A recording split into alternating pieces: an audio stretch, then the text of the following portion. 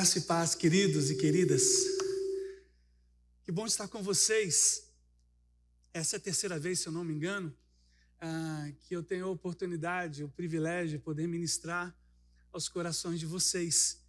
E eu venho até vocês como um irmão que está na mesma luta de conduzir o casamento de forma agradável ao nosso Deus. Eu e a Andréia, nós temos um casamento que não é perfeito, estamos sendo aperfeiçoados pelo perfeito. Amém? Vocês não são perfeitos, mas é bom que se saiba e que se reconheça que nós estamos no processo de aperfeiçoamento. Estamos nas mãos do oleiro. E o nosso Deus, Ele é incansável nessa arte. Ele não desiste de vocês, não desiste de nós. É um Deus que nos ama, é um Deus que nos está modelando em cada crise, em cada momento difícil que nós enfrentamos, de tal maneira que, querendo nós ou não, Ele há de completar a sua obra em nós. Ele há de nos tornar parecidos com o seu Filho. E Deus está fazendo isso com o seu esposo, irmãs. Deus está fazendo isso com as suas esposas, queridos irmãos. Às vezes nós não percebemos o agir dele, mas nós às vezes nos surpreendemos, com algumas ações e atitudes, mesmo que isso nos custe anos. Então talvez você tenha vindo a esta noite a convite, e ou você está num momento muito importante do seu casamento, algumas conquistas que vocês aguardavam, vocês estão alcançando, ou pode ser também, porque a nossa vida conjugal ela é cíclica, você esteja enfrentando uma adversidade, vocês estejam, talvez pós-pandemia, refletindo sobre algumas crises que vocês enfrentaram nesses últimos 2 anos. A verdade é uma só. O nosso Deus, Criador do universo, e que estabeleceu e legitimou o casamento no conceito bíblico, Ele está aqui nesta noite entre nós. E Ele sim, Ele pode, como foi ministrado e orado, Ele pode nos ajudar a compreender portas que para nós parecem tão fechadas. Ele pode sim nos apontar uma saída. Deus pode sim, de uma maneira miraculosa, porque Ele é o mesmo ontem, hoje e eternamente, agir nessa noite em nossos corações. Portanto, como teu irmão em Cristo, quero te fazer um pedido. Pode ser mais uma noite, pode ser só mais um encontro, ou pode ser o encontro que dividiu as águas no seu casamento, pelo menos a partir de você, que compreendeu e sai desta noite com uma perspectiva de obediência.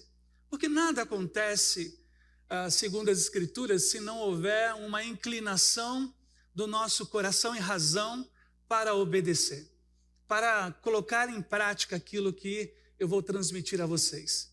Então, é fruto de uma luta pessoal em obediência a Deus, aquilo que eu vou compartilhar. Eu e a minha esposa, a gente julga que nós carecemos muito, muito da graça divina para conduzir nossos 3 filhos. Eu tenho 2 filhos gêmeos de 17 e o meu caçula de 16, de darmos aos nossos filhos uma referência de um casamento não perfeito, mas um casamento que luta para agradar o coração de Deus, porque é sobre isso que nós vamos falar nesta noite. E que Deus possa, segundo aquilo que nós já cantamos, Deus possa colocar em nossos lábios um cântico novo. Deus possa colocar em nosso casamento um aroma novo, um aroma suave, que venha das mãos dele, do trono dele. A Andréia não ficou em pé, mas ela está de máscara, vocês vão ver a beleza dela.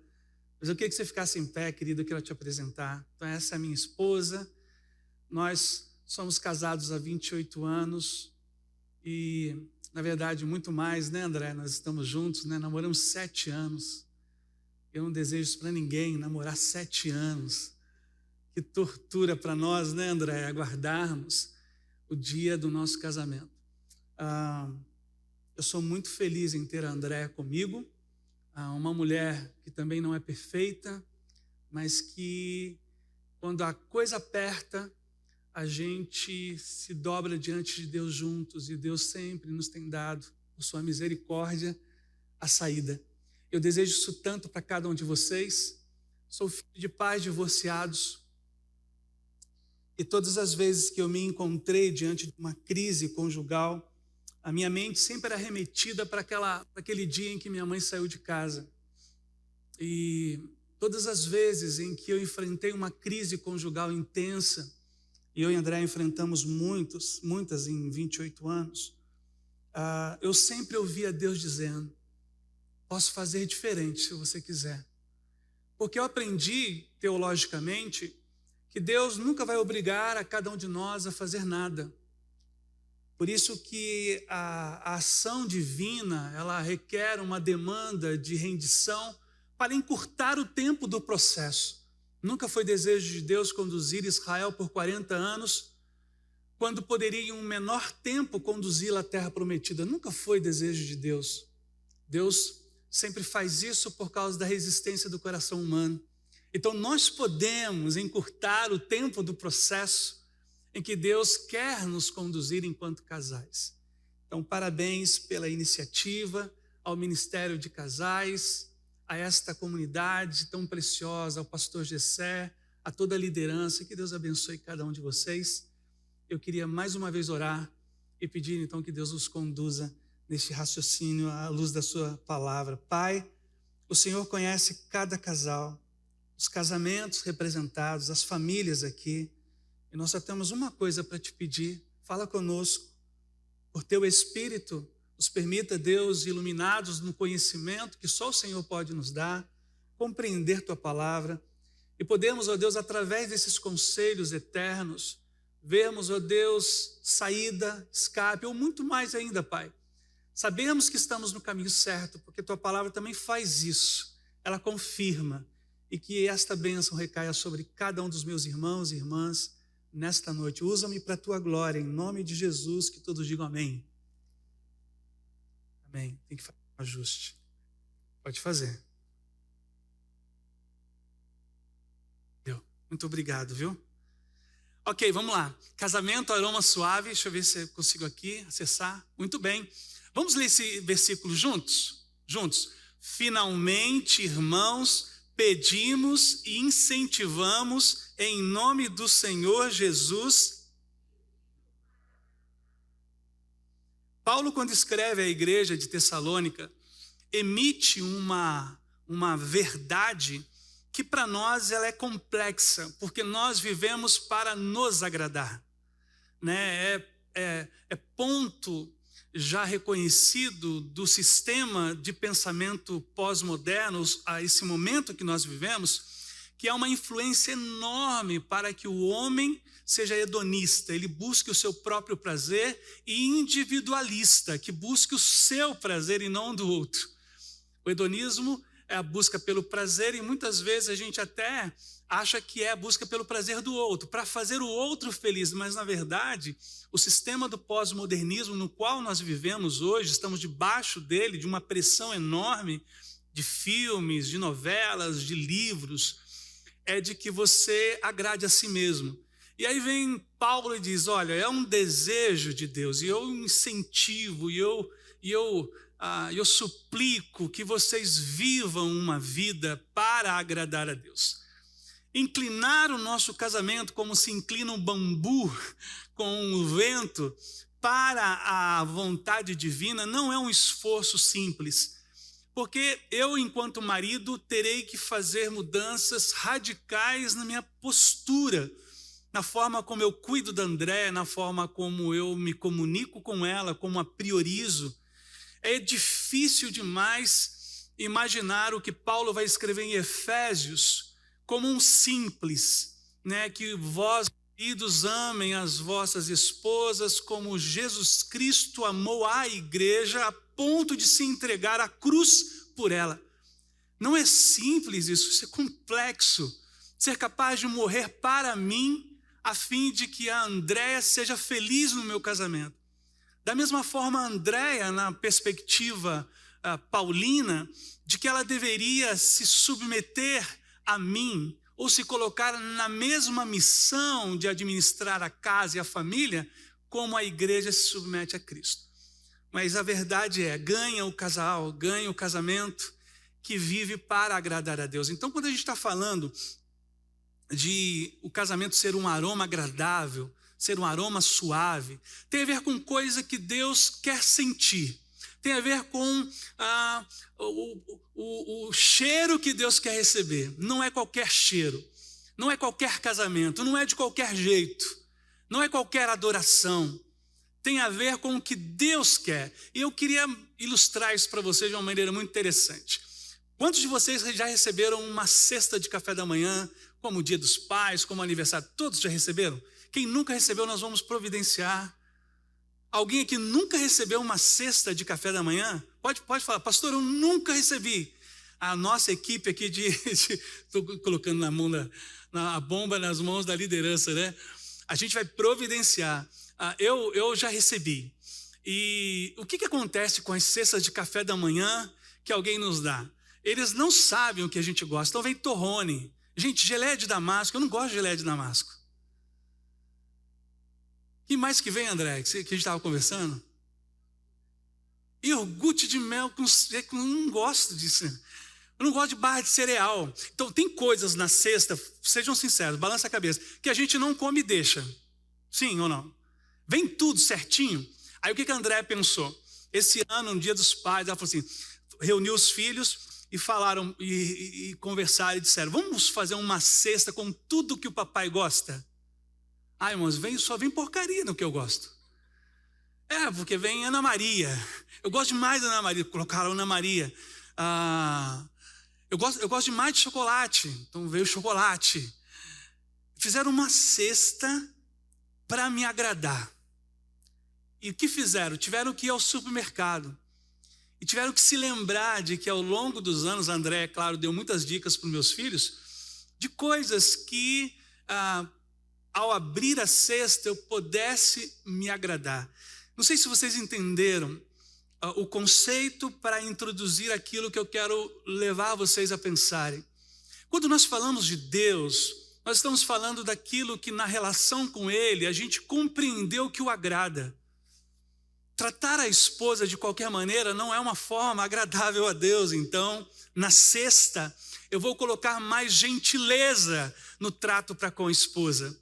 Priorizá-la é uma forma de agradar a Deus. Tratá-lo com respeito, reconhecer o seu valor é uma forma de agradar a Deus. Compreendem que se nós, enquanto casais, pudéssemos oferecer uma cesta a Deus em nome do nosso casamento, nós levaríamos a Deus exatamente aquilo que o agrada, não o que nos agrada. E essa é a tensão de um casal que se relaciona com esse Deus criador do universo, que entregou seu Filho Jesus por nós, para termos livre acesso a Ele, para termos paz na relação com Ele, e mais ainda eu diria, para compreender a sua boa, perfeita e agradável vontade. Cesta daquilo que agrada a Deus. E se nós pudéssemos oferecer? Quantas vezes magoei o coração da Andréia com palavras que a ofenderam e a magoaram? Quantas vezes nós não fomos dormir brigados? Quantas vezes a gente não deu o braço a torcer, orgulhosos? Na cesta cabia tanta coisa que ao nariz de Deus não agradava, não cheirava bem. Quantas vezes? Quantas vezes fiz aquilo e André fez também aquilo que desagradava ao Senhor? Por isso é que quando a gente fala, canta sobre misericórdia, a gente tem uma noção profunda de por que Deus insiste em nos ajudar a nos amarmos profundamente como Ele espera. Esse Deus cheio de graça, esse Deus cheio de bondade, que de alguma forma, no convite para esta noite, insistiu e arrastou você aqui para esta noite. Você acha que veio, talvez até contra a sua própria vontade. Essa forma de Deus nos atrair sempre para aquilo que Ele quer ministrar ao nosso coração. Queria que vocês pensassem nessa verdade, porque isso é muito importante.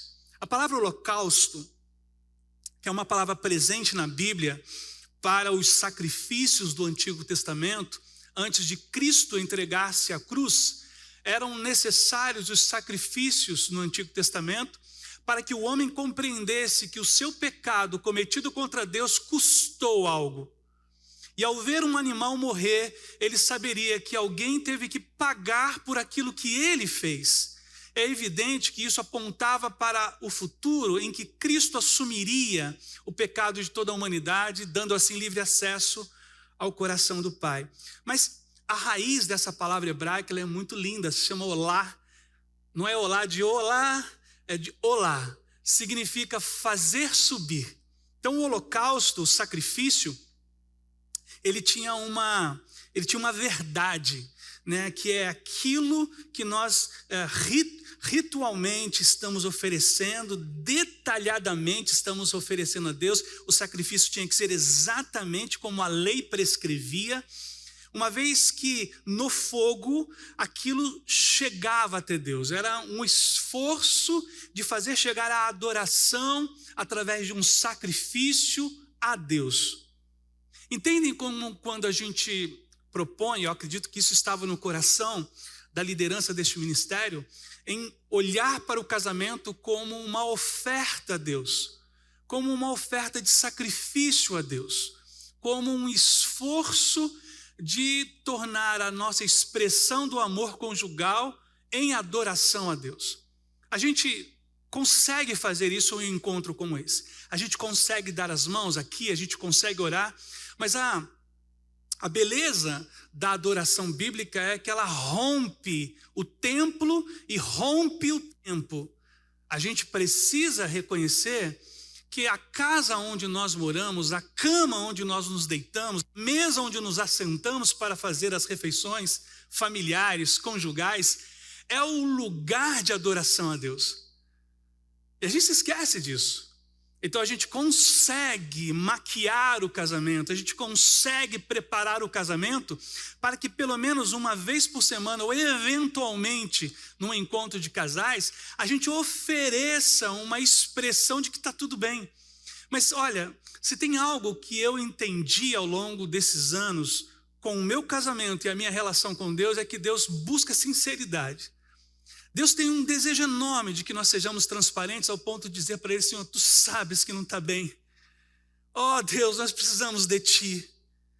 Porque quanto mais a gente maquia, quanto mais a gente esconde, mais nós afastamos do tratar de Deus. Do Deus que quebranta o ser humano para rendê-lo ao seu querer e à sua vontade. Então o que nós compreendemos até aqui é que o casamento é uma expressão de adoração. Eu adoro a Deus por meio do meu casamento. O relacionamento sexual é uma expressão de adoração ao Deus que instituiu a relação dentro do casamento. A forma como educo os meus filhos é uma expressão de adoração a Deus. Como administro as minhas finanças com a minha esposa é uma expressão de adoração a Deus. Se nós estamos certos, se é verdade o que eu tenho dito até aqui para vocês, não é difícil de imaginar que talvez algumas áreas da nossa vida nós estejamos em falha. E por que é bom isso? É bom demais, irmãos, quando a gente vai a um cardiologista e a gente não mente nos sintomas que ele nos pede para que possa oferecer um diagnóstico. Quanto mais mentimos diante de um técnico, de alguém especialista, uma menor probabilidade do tratamento nós teremos. Então, quanto mais aqui nesta noite, nós pudermos dizer a Deus, sem emitir palavras, só com a alma: Senhor, Tu sabes que eu estou falhando, eu preciso de Ti. Então, nós já estamos no processo de aprovação, porque a adoração, segundo Jesus Cristo relatou a uma mulher samaritana, em João capítulo 4, ela deve ser provida de sinceridade. Ela tem que ser encharcada de sinceridade. Não foram poucas vezes que a equipe pastoral ouviu de mim dizendo: essa semana não é uma semana fácil para mim. Porque eu e André estávamos vivendo uma tensão no casamento. Orem por nós. Não foram poucas. E às custas desse ajeitar entre eu e ela em nossa relação, para que Deus possa nos abençoar, tem a ver com essa expressão sincera, sem cera, como diz a origem da palavra, etimologicamente, podemos dizer ao Senhor: ó Deus, como nós queríamos que o nosso casamento fosse uma expressão de adoração, que chegasse à tua presença como uma oferta de gratidão, mas nós não estamos conseguindo. Precisamos de ti. E essa expressão, essa oração, ela chega ao coração de Deus com muita alegria, porque tudo que Deus espera de nós é que sejamos sinceros. Então eu vou levar vocês para um texto. Para mim é um texto riquíssimo. Eu gosto demais dessa passagem e nós vamos extrair dessa passagem 3 princípios sobre como inclinarmos nosso casamento de tal forma, se você vir nisso confirmação, você só vai dando glória a Deus. Glória a Deus, porque eu estou nesse caminho. Mas se porventura, em cada princípio, você pensar: puxa, nisso aqui eu não estou, diga a Ele: Senhor, me ajuda, me dê sabedoria para mudar isso. O texto é João, capítulo 2, versículos de 1 a 11. A gente vai visitar um casamento onde Jesus se fez presente. E eu gosto demais dessa passagem, porque ela nos remete à reflexão sobre a presença de Jesus no nosso casamento. Acesse aí pelo seu celular ou abra a sua Bíblia. Nós vamos ler dos versículos de 1 a 11 do Evangelho de João, capítulo 2. 3 dias depois, houve uma festa de casamento no povoado de Caná da Galileia. A mãe de Jesus estava ali e Jesus e seus discípulos também foram convidados para a celebração. Durante a festa, o vinho acabou e a mãe de Jesus lhe disse: eles não têm mais vinho. Mulher, isso não me diz respeito, respondeu Jesus, minha hora não chegou. Sua mãe, porém, disse aos empregados: façam tudo que ele mandar.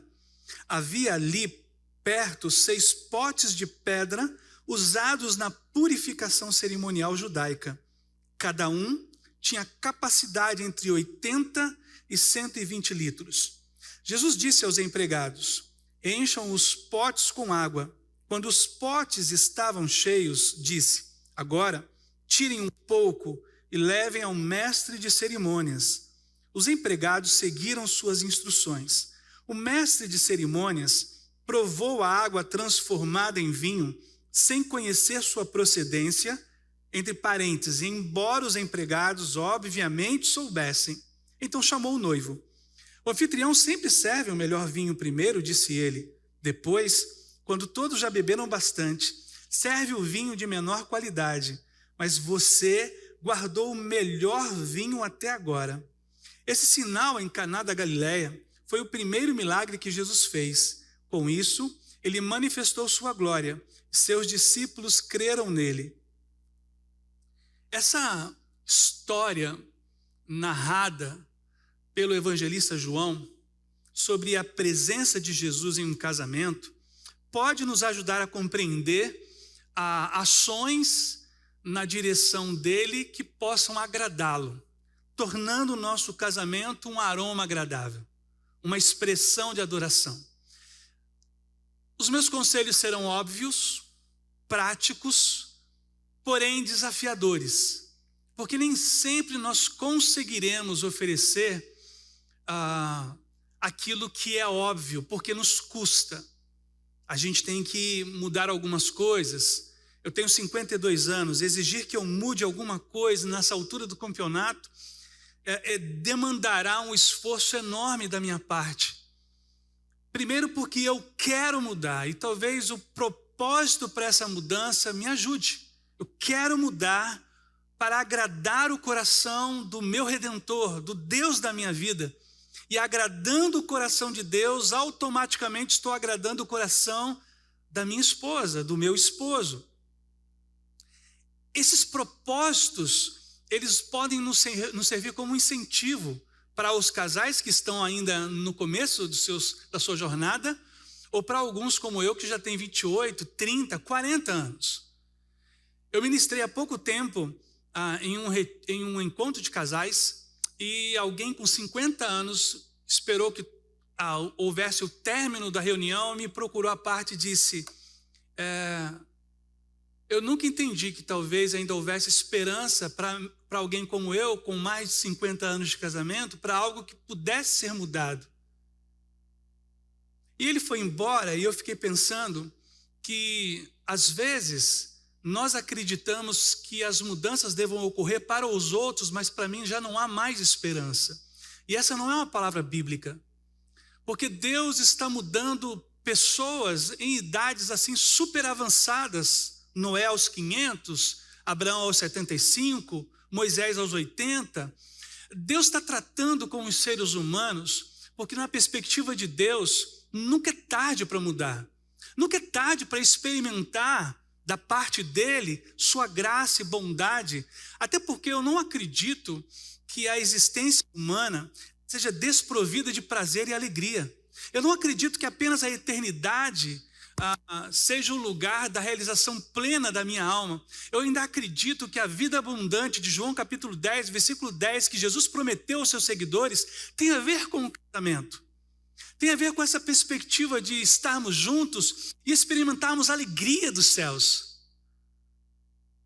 Eu não sei se foi com vocês, para vocês que eu compartilhei, mas os sonhos nutridos por viajar, por se conseguir conquistar a casa própria, a troca do carro, um bebê, isso é muito gostoso do casamento.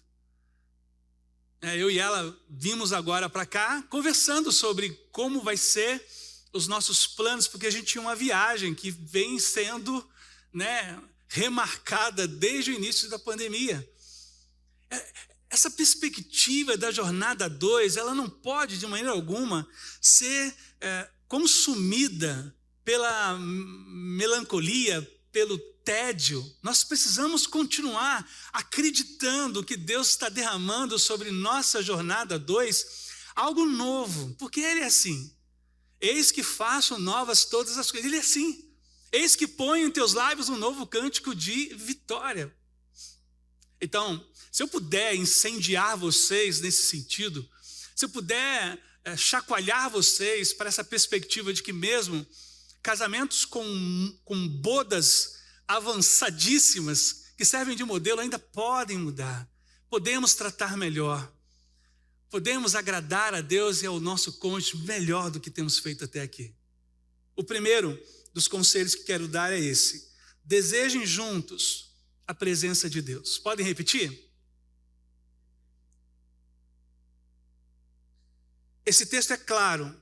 Não haveria o registro dessa história se Jesus não tivesse sido convidado. Só está na Bíblia porque um casal de noivos ousou convidar Jesus de Nazaré. Para te dizer uma coisa, existem ações divinas que só são possíveis mediante o convite humano, o desejo humano. Foi a uma aldeia samaritana que este mesmo João, novo, 19, 20 anos, quando percebeu que o chefe da aldeia samaritana rejeitou a entrada de Jesus, porque Jesus queria entrar na aldeia e realizar milagres, e o chefe da aldeia disse: nós não te queremos aqui e nem os seus seguidores. O que Jesus fez? Nós vamos lá porque eu tenho que realizar milagres. O Jesus, tudo bem. Aí o João novo disse: Jesus, mete fogo, destrói tudo. Não, João, eu não vim para destruir, eu vim para salvar, João. Mas Jesus não entra. Ele não faz na aldeia samaritana o que ele desejava fazer. Isso é importante. Eu e André aprendemos esse conceito. Nós dependemos do Senhor e o convidamos sempre. Sempre. As finanças começam a sair do curso, a gente vai: Senhor, nos perdoe, porque a gente começou a tomar decisões sem te consultar, sem colocar diante de ti, sem te pedir sabedoria, sem te pedir graça, sem perguntar se era hora para fazer isso e esperar pela paz. Nós somos assim, gente. A gente cresce e independe. a gente não conta com ninguém. Aliás, por que a gente precisa dos outros? Nós já somos crescidos e vamos tomando decisões, e quando a gente se pega, estamos tomando decisões seríssimas, sem oração, sem consulta, sem consultar conselheiros, como a Bíblia disse, sem perguntar para aqueles que nos amam. Eu ensino para os nossos jovens e adolescentes que a clareza para uma vontade divina tem 3 passos. Primeiro, o que a Bíblia diz a respeito daquilo que você está prestes a decidir. Ela acusa, ela é neutra, ela não se pronuncia ou ela é contra. Pronto, fiz um primeiro filtro. Segundo filtro, submeta aquilo que você está prestes a decidir a pessoas próximas que você as tem como conselheiras, pessoas que são muito maduras e pessoas que têm muita intimidade com o Senhor. Submeta a elas o que elas disseram. Sim, não, pense. Terceiro, seu coração. O seu coração, a Bíblia diz que seja a paz de Cristo o juiz em seu coração. O que nós fazemos geralmente? A gente ouve primeiro o coração. Não é verdade? A gente começa de trás para frente. Aí não dá certo, porque aí o coração está dizendo, faz. Mas depois que você submeteu a Bíblia, depois que você submeteu a conselheiros idôneos, que te amam e que você ama, aí o seu coração está pronto para dizer, ok, a paz reside nisso. Então, eu gosto de viajar na maionese e pensar nesse casal assentados, porque eu e André fizemos isso, pensando nos convidados. A gente vai convidar ou não vai? Se convidar Jesus, vem 12. Imagina um tempo de pandemia que a gente teve aqui. Eu fiz, não sei quantos casamentos que eu fiz, 5 casamentos na pandemia, 10 pessoas, 20 pessoas. Aí eu falei, pastor, vocês são 5, tudo bem se for só o senhor e a Andréia. Teve que restringir, imagina, convidar Jesus de Nazaré, tem mais 12 a tiracolo. Tem que aumentar a coxinha, né? A empada, o bolo. Mas eu fico pensando nisso. Esse casal de noivos fazendo a lista de convidados. Aí eles dizem assim, o que você acha de a gente convidar Jesus? Gostei. Vamos convidá-lo. Mudou tudo. Quando de joelhos, um casal convida Jesus para administrar a crise que se estabeleceu. Estejam certos, ele virá. Eu já li algumas vezes a Bíblia, nunca vi o Senhor recusar um convite. De Gênesis a Apocalipse, o ser humano clama e ele se manifesta, porque ele é cheio de graça.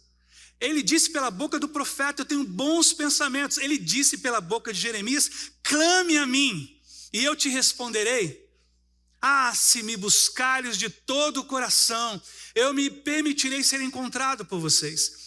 Então é desejo do Deus Trino, Pai, o Filho e o Espírito, que quando casais a gente deseja a sua presença. Fala sério. Quando só um dos cônjuges busca Deus, imagine que se a noiva dissesse, eu quero, e o noivo dissesse, tanto faz. Entendem que há uma beleza, há um milagre escondido nos 4 joelhos que se dobram. A maior reclamação que eu ouço no gabinete pastoral. Pastor, a mulher falando. Pastor, ele não vem. Eu chamo para poder orar. Eu chamo para poder ler as escrituras. Eu chamo para devocional. Por isso que o casamento que agrada a Deus é quando 4 joelhos se dobram diante dele, clamando pela sua presença e não apenas 2. Porque vocês 2 se tornaram uma só carne. Então é importante que eu e a Andréia busquemos juntos a Deus. Clamemos juntos a Deus.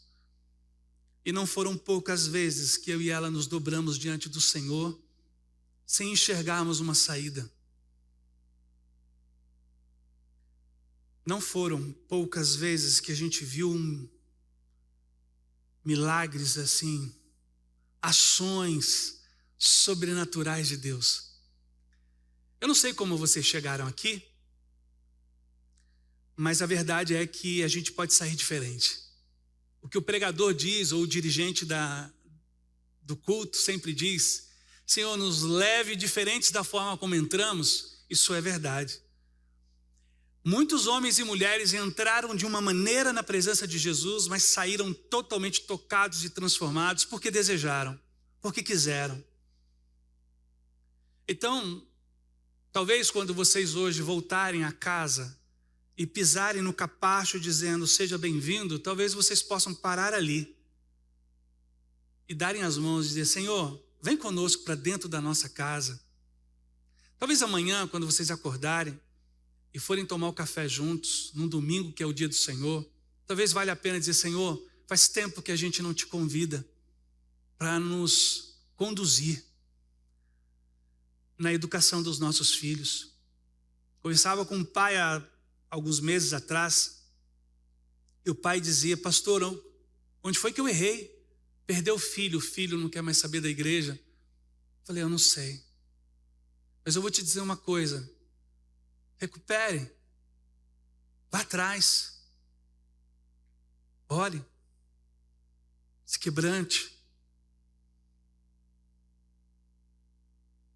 O meu filho do meio, ele enfrentou uma depressão,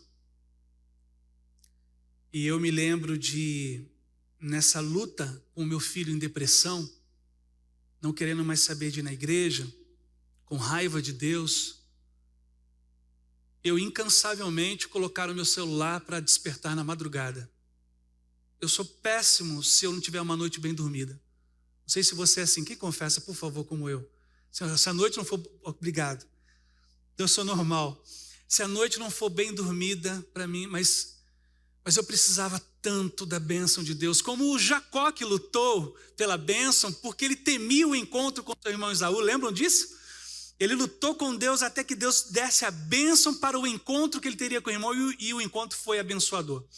Aí eu me lembro de colocar o meu celular baixinho, tocava, eu ia lá na cama do meu filho, eu me ajoelhava e eu passava ali um tempo dizendo: ó Deus, ele é teu, eu consagrei para ti, meu filho está em crise, ó Senhor, tem misericórdia.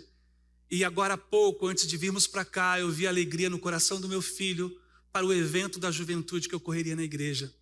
As coisas não ocorrem sem que você recorra a Deus. Todas as vezes que recorremos a Deus, nosso coração se abre para indicações que Ele quer nos dar para a administração e solução da crise que se instalou. Mas é verdade o que eu vou dizer a vocês: agrada muito a Deus a dependência humana. Agrada muito a Ele. Muitos dizem: para de incomodar Deus. Eu digo: não, vá nas pequenas coisas, porque a Bíblia diz: seja fiel no pouco, quem completa? Sobre o muito eu vou te colocar. Deus é detalhista. Se para fazer uma compra do mês, e está difícil, não está, gente? Se para fazer uma compra do mês a gente pode depender de Deus, não sei se vocês fazem isso, mas eu e a Andréa fazemos, de dizer a Deus: nos ajude, Senhor, que o supermercado tenha muitas promoções. Por que não pedir a Ele? Quanto mais em coisas talvez elevadíssimas que requerem muito mais de nós. Desejem juntos a presença de Deus. Faz tempo que vocês não oram juntos à noite? Faz tempo que não leem a Bíblia juntos? Faz tempo que não constroem um tempo juntos diante dele? Que tal? Que tal oferecer um casamento com um aroma agradável? Porque Deus está com saudade de vocês. Faz tempo que vocês não leem um livro juntos. Sabe quando vocês riam e Deus tocava no coração e vocês choravam porque vocês entenderam alguma coisa? Então, é sobre isso. É sobre desejarem juntos a presença de Deus. Segundo princípio, confiem sempre na provisão de Deus. Existe uma dispensa conjugal que só Deus pode prover. Para o casal de noivos, o dia mais feliz da vida deles, acabou o vinho. O vinho, para a cultura judaica, representava alegria. Então, simbolicamente, nós teólogos, quando avaliamos esse texto, nós julgamos que João estivesse nos dando uma pista de que também a alegria daquele casamento acabou. É muito provável, não sei se você já participou de uma festa, eu já participei, em que se convidou mais do que se podia e acabou o refrigerante. Vai comer empada sem refrigerante. Vai conversar. Eu já participei de casamentos que vieram mais pessoas do que foram convidadas. E aí não deu o bolo. André, que é apaixonada pelos bolos, né, André? De casamento, ela, puxa, nem um pedaço do bolo deu. Então, convidaram mais do que podiam. Não sei se é o caso. Não sei se foi muita gente que se convidou. Mas o fato é que acabou. E aqui é interessante, eu queria mostrar para vocês um conceito bíblico. As coisas acabam. Acaba a saúde. Acaba a paciência. As coisas acabam, nós somos limitados. Nós somos frágeis. Nós somos fracos. Acaba o dinheiro. Acaba o desejo. Eu chorava com um casal semana passada, que para eles acabou a admiração de um para com o outro. É difícil ouvir de um casal quando eles dizem, pastor, eu não admiro mais. E ela pegar, deixa e dizer, e eu também não admiro. O que a gente faz agora, sem admiração? Acaba a admiração. A nossa dispensa conjugal, ela tem também perdas. Acaba o respeito.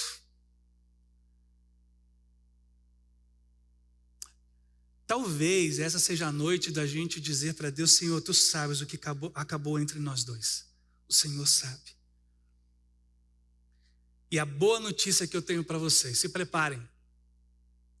Ele é aquele que traz à existência aquilo que não existe, e é aquele que pega 5 pães e 2 peixes e multiplica ao ponto de alimentar uma multidão. Conseguiram entender? Porque esse conceito é lindo das Escrituras.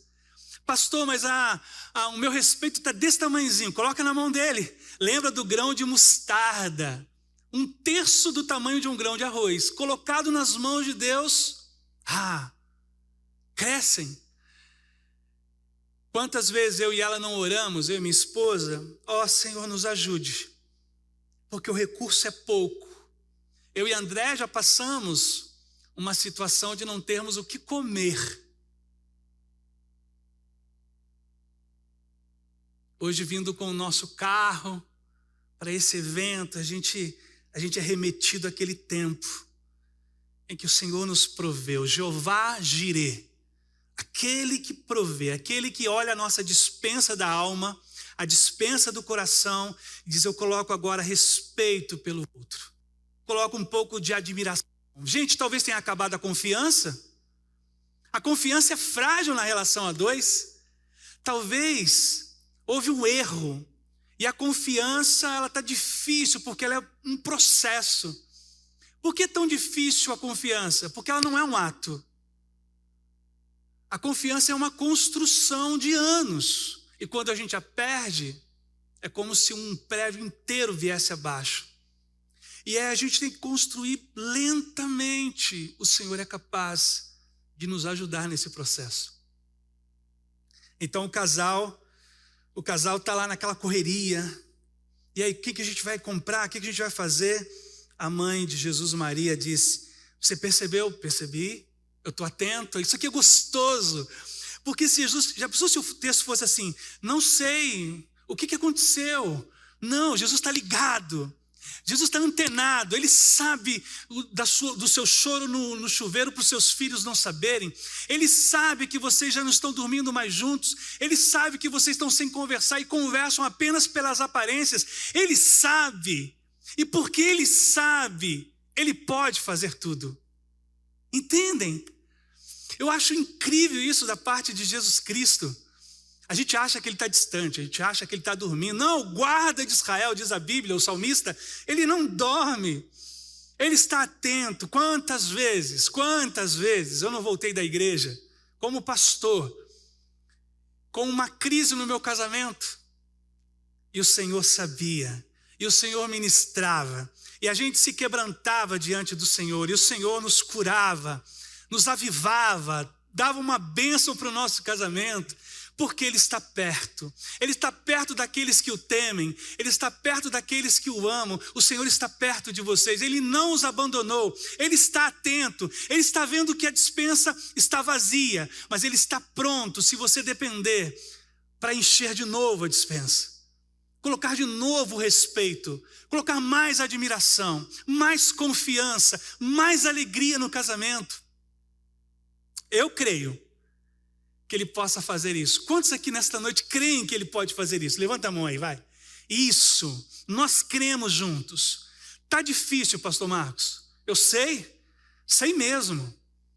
Quantas vezes eu não magoei o coração da minha esposa? Eu sei, mas Ele é capaz de, por misericórdia, nos perdoar e nos ajudar nessa jornada.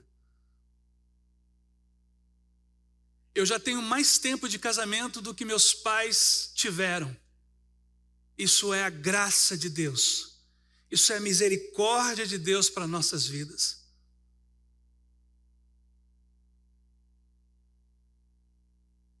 E eu acredito nisso. Eu vivo por isso. Terceiro e último lugar. Celebrem sempre os feitos de Deus. Então o milagre é feito. A água é transformada em vinho. O vinho é muito melhor do que já se podia ter experimentado. O anfitrião diz: o que você fez? Primeiro a gente serve o melhor. Por que você guardou o melhor vinho? Porque Ele é assim. Ele faz o melhor por aqueles que o amam.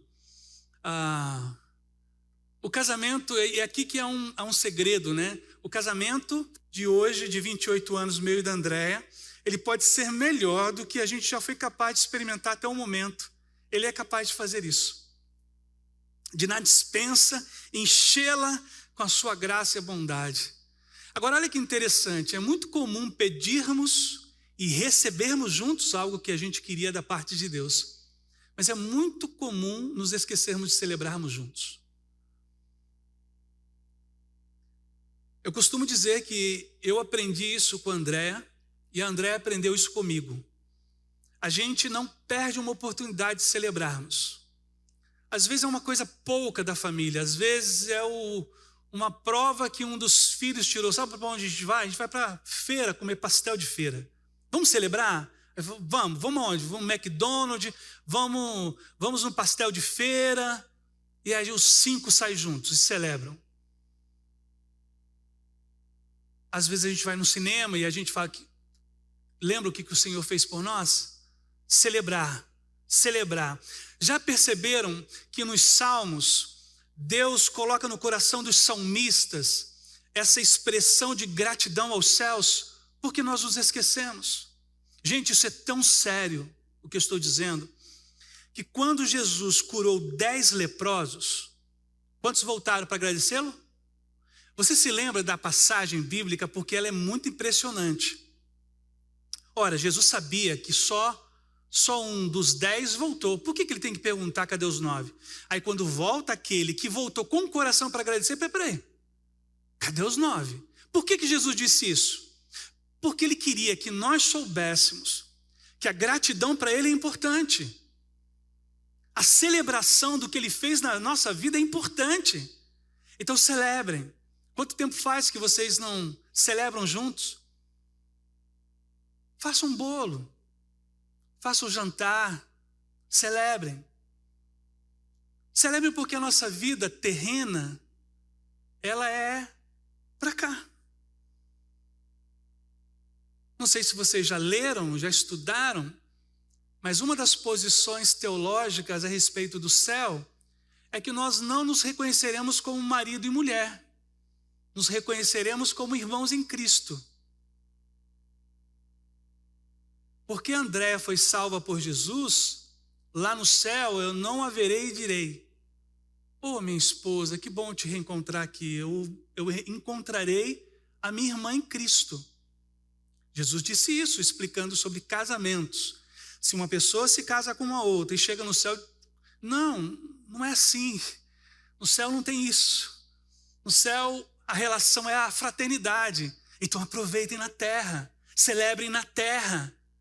A eternidade reserva outras celebrações. Então celebrem. Eu não eu não me recordo ainda agora quando foi, André, a morte da Márcia. Quarta.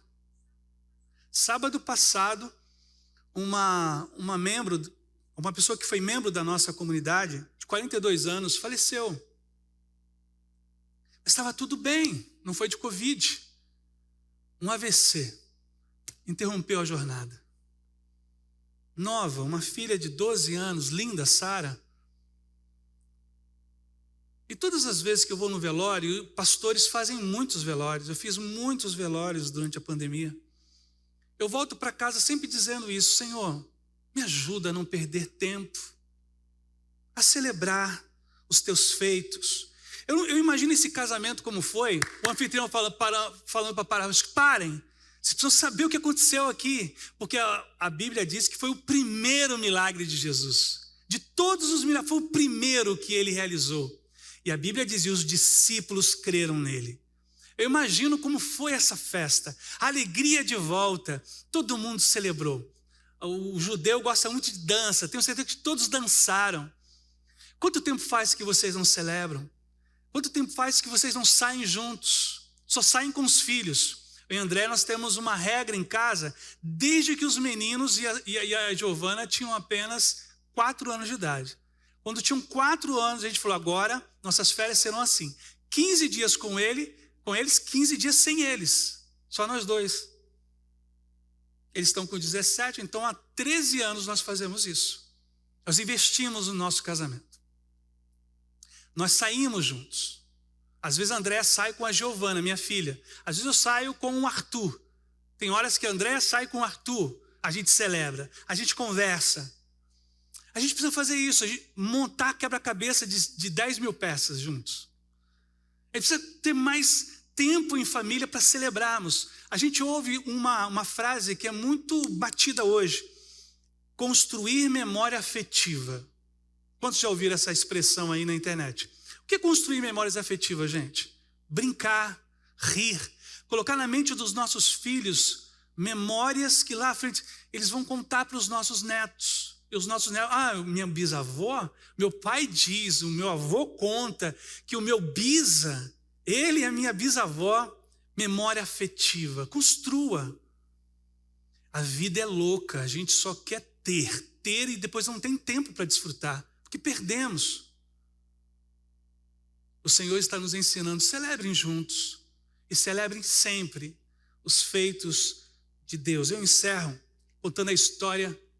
Deixa eu dar essas 3 sugestões aqui primeiro. Pratiquem a devoção a Deus juntos. Estou revendo os pontos com vocês. Unam-se sempre nas crises, para que a despensa possa ser de novo abastecida por Deus, e celebrem mais as vitórias, por menores que possam parecer. Esse rapaz é Peter, e eu não vou me atrever a falar o sobrenome dele. Em 1977, filho de um cineasta, Peter teve uma ideia. Eu vou entrevistar a mim mesmo no futuro. E passou ali algumas horas fazendo perguntas, sentado numa cadeira, fazendo perguntas para ele mesmo, para que um dia no futuro ele pudesse pegar aqueles vídeos, então produzir um filme, ele respondendo as perguntas que aos 18 anos, em 77, ele pudesse responder. Como se fosse uma projeção do futuro. Então ele pergunta coisas do tipo, e aí, como é a nossa família? E aí, deu certo a profissão?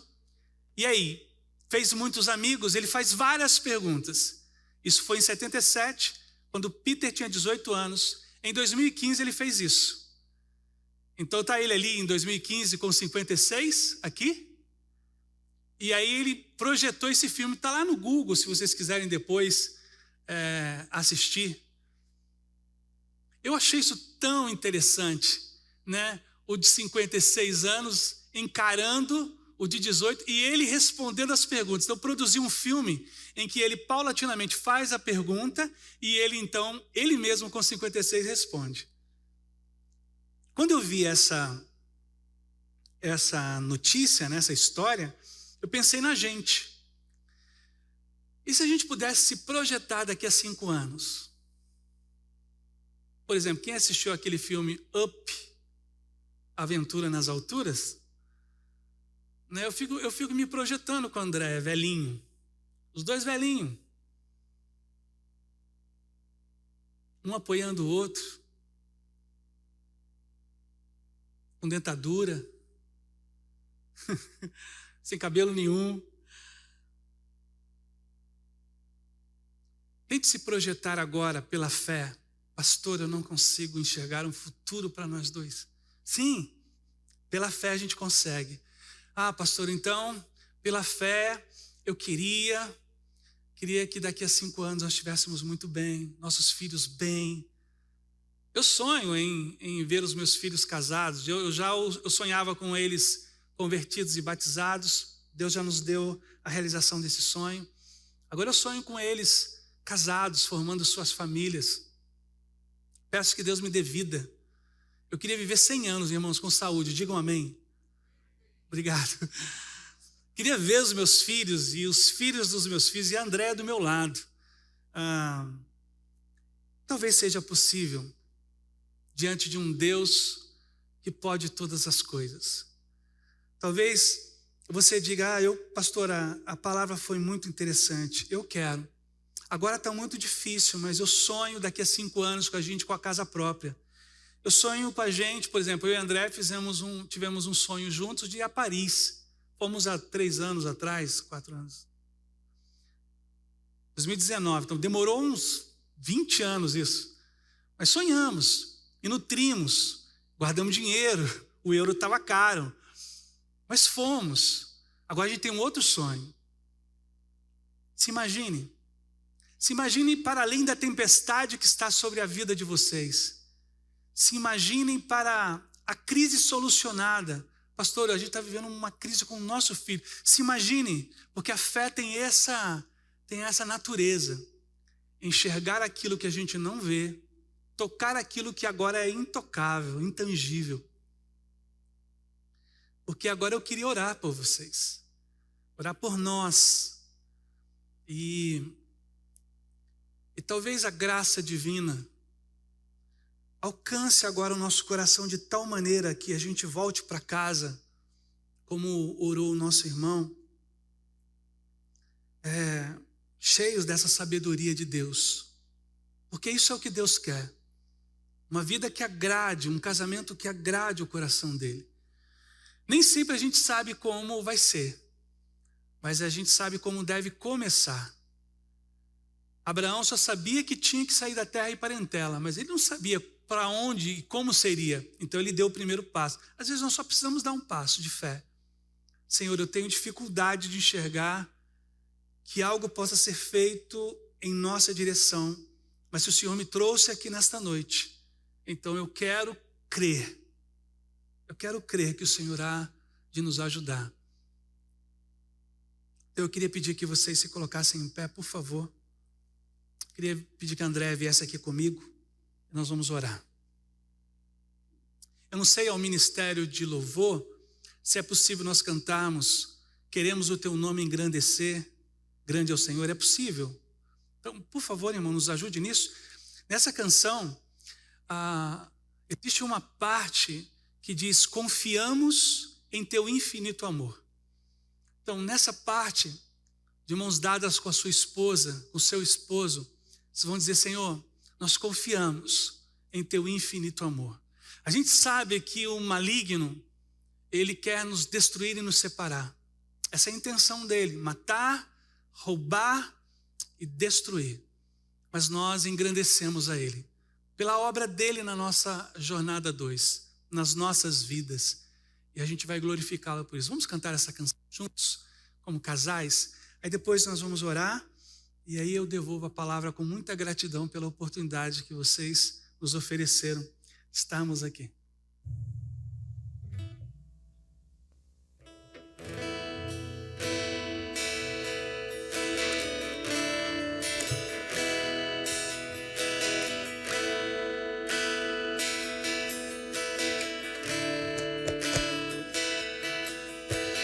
Grande é o Senhor e muito digno de louvor.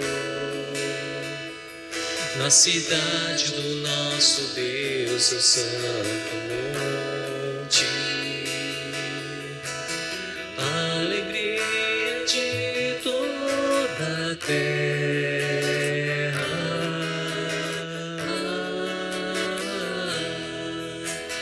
Grande é o Senhor em quem nós temos a vitória, que nos ajuda contra o inimigo. Por isso diante dele nos prostramos.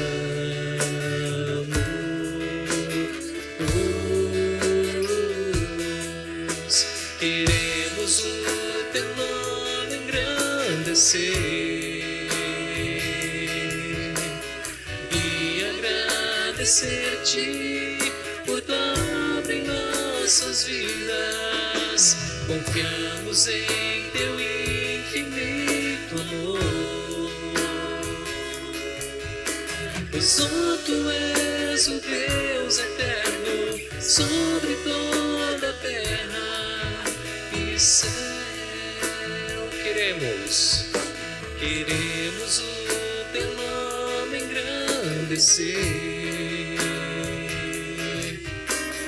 e agradecer-te por tua obra em nossas vidas.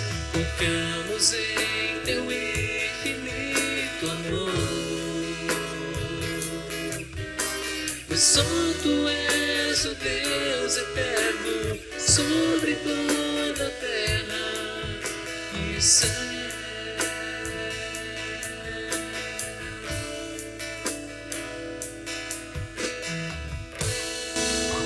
Obrigado, Deus bendito, pelo nosso casamento e pela nossa família.